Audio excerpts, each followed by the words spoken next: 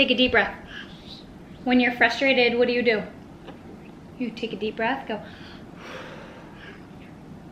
Good job.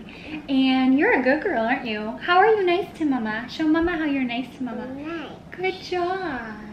Nice. Hey guys, welcome back to my channel. This is a little different setup here we've got going on. I was actually gonna upload a vlog today, but I decided instead to do a discipline tantrum chat video because I've been getting a lot of questions lately about how I handle disciplining Sydney and how I handle tantrums and all of that.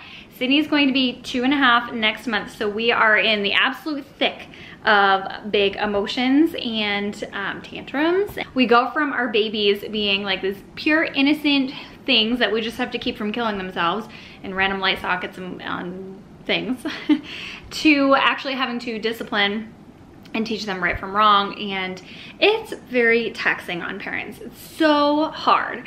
Now keep in mind, you guys, I'm no expert. I don't have a psychology background or anything like that, but this is just what works for me and what works for Sydney. So if you guys are new to my channel, my name's Haley. I have a 2-year-old Sydney. She'll be 2.5 next month. And I do all kinds of motherhood lifestyle videos. I do a lot of vlogging. So if you guys enjoyed this video, definitely give it a thumbs up and make sure you're subscribed with your notifications turned on. I do upload at least 3 videos every single week, and I would love to have you a part of our channel here. Without further ado, let's jump into our disciplining and tantruming.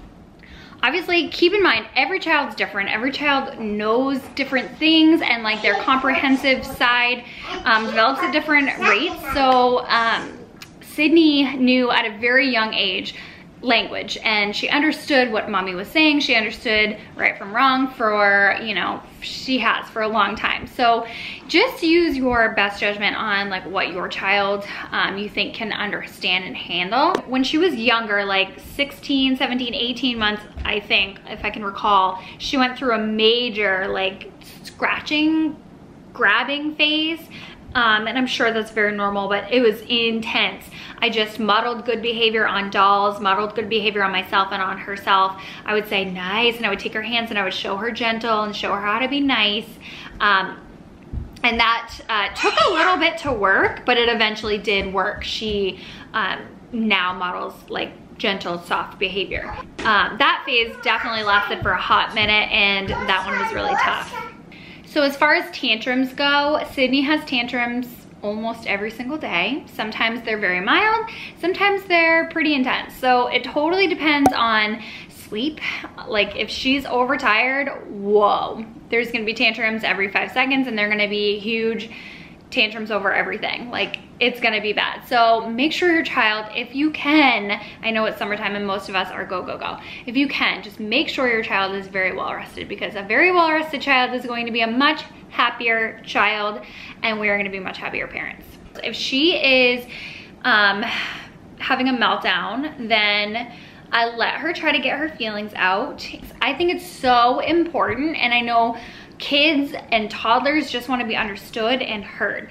Sydney especially, she wants to know that I am listening to her. I know what she wants and what her needs are, and I acknowledge that, because I feel like a lot of times they have meltdowns because, say you take them out of the bath and they're still playing. They're freaking out, screaming. Obviously they want to continue with the bath. I'm using that as an example because that's what happened last night with us. So I usually try to say, okay, I know that you want said thing and this is why you're tantruming. I try to acknowledge her feelings and say, okay, Sydney, I know you want to stay in the bathtub, honey. I know it, you're frustrated because you want to stay in the bath. Like I try to, you know, repeat why it is that she's upset, so that I'm acknowledging that her feelings are validated and her feelings are like we're communicating. That's, I know why you're screaming.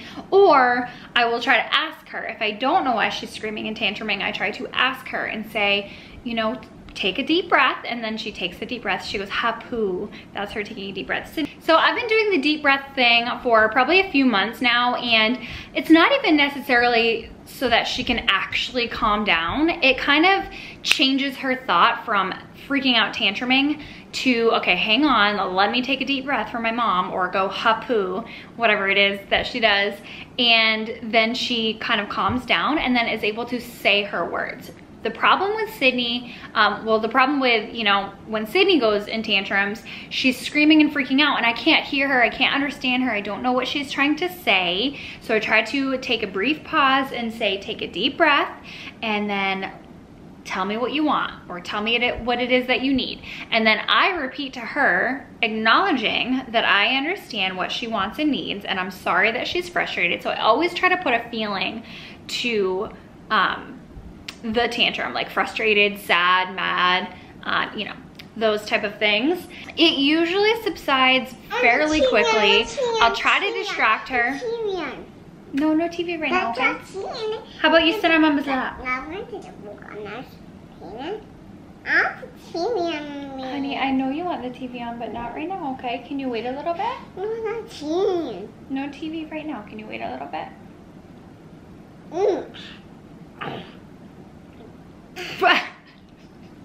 What do you smell? That's Mommy's cheek.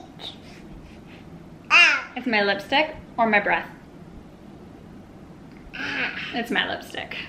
Anyway, and then after the deep breath, she usually calms down and she says her words. And if she still doesn't get what she wants, and she's sorry, this is like, Sydney, what do you need to do? I need a button cut.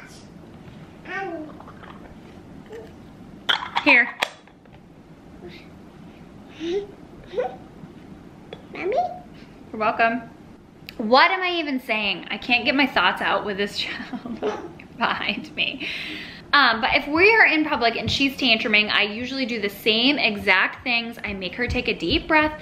I acknowledge her feelings. I put a feeling to what she is going through. Like, I know you're frustrated. I'm sorry. Or like she really has never done the, like, I need a toy, I'm gonna freak out if I don't get a toy thing. Probably because I don't buy her toys in front of her all the time. Like, it just doesn't happen. But and then I'll try to distract her. She obviously, Sydney has her security blanket, and that is my saving grace. She has this, and usually it calms her down.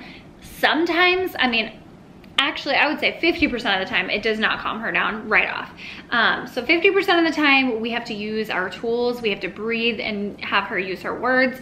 I really have never had to leave the store. Maybe like once or twice.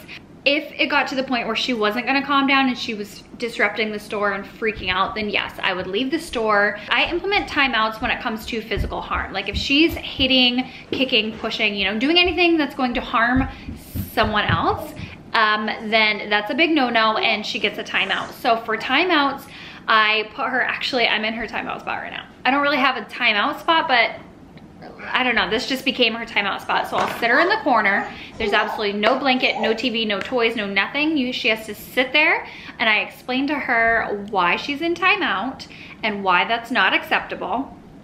And then I let her kind of do her thing. She usually gets very frustrated and upset. She wants to stand up, she wants to walk around. I do about 2 minutes. I think it's recommended to do like a minute per age or something, but I do about 2 minutes. And then before timeout is done, I make her make eye contact with me and I explain once again why she had a timeout and we're not gonna do that again. And then I make her apologize for whatever it was. Like say she pushed her friend. I'll say, you need to apologize, go apologize to your friend for pushing them and say you're sorry. So like if she's say pulling my hair or hitting me in the face and she's laughing because she thinks it's funny, I feel like half the time they think it's a game at this age because they're so young. She definitely knows better, but it's also funny for her and whatever. So I had to just like immediately stop, and instead of getting upset, I would tell her how to model good behavior and say, hey, how are you gentle? We're gentle to mommy. You're gentle to your friends. That's not nice. How about you show me how you're nice to mommy? And like I just keep saying that, and instantly she's like, okay. And then she's gentle with me. She'll pet me like a dog and she'll show me how she's gentle, and it works really fast. One thing I will say is I'm a very fiery person. When I get wound up, not with Sydney, but if I get wound up enough, and it's been a long time of me getting very frustrated, I want to lash out. I'm a natural yeller. I want to yell and I want to get super frustrated. I don't want to, but that's just me naturally. But with Sydney, I have to learn. The worse, like the more frustrated I am and the more like if I raise my voice or the more, yeah, just the more frustrated I get with her, the more she doesn't really listen. So the better I am at handling myself and collecting myself and being calm and talking in a calm manner, I hope you can hear me, the better Sydney listens. And that's just, I'm sure with all children, respond better when you are calm. If you are screaming at them, they're mostly gonna be scared or they're not gonna, like, it's just not gonna be a good situation. I definitely have to check myself. If I'm starting to get really frustrated, I have to stop and I have to speak very softly to her and get on her level and make sure that I like literally am like eye level with her so that I'm not up here harping on her or I'm not just way over there scolding her and she's not listening. Like, no, I need to get on her level and make eye contact with her and tell her right from wrong. Tell me to, you know, acknowledge her feelings. Model good behavior. We live in an area where like we have, basically it's like a cul-de-sac, let's say. So it's a little road. Yes, there are cars that, you know, whoever lives in the area can travel. So there's not a whole lot of cars, but there are cars. So she has to look both ways before crossing a road. And sometimes she will dart across the road and I won't be able to catch her, or like she'll just be running. And you know, what if there are cars coming? So we had to implement discipline that way. And those things I'm not gonna mess with at all. I have to be firm with. And so instantly we're going inside because she knows, she's been warned ahead of time. We can go outside in a little bit. She's been warned ahead of time and she knows that she's not allowed to do that. And it's for her own safety. And most of the time we're disciplining because we don't want them to get hurt. That is like the main goal here. We don't want them to get hurt and we don't want them to hurt others. Like, that's about it.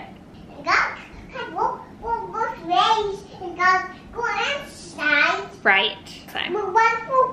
Yeah, look left, look right. Also, recently is the counting thing, and I count to 3. I know a lot of times people say, you know, the counting thing, it only gives them more time to be naughty or to not listen. I count to 3 and I count very fast and I don't delay counting because if I get to 3 and she doesn't listen, then I'm going to, like, instantly there are going to be consequences. I'm going to pick her up and walk her to the bathroom because it's time to brush her teeth.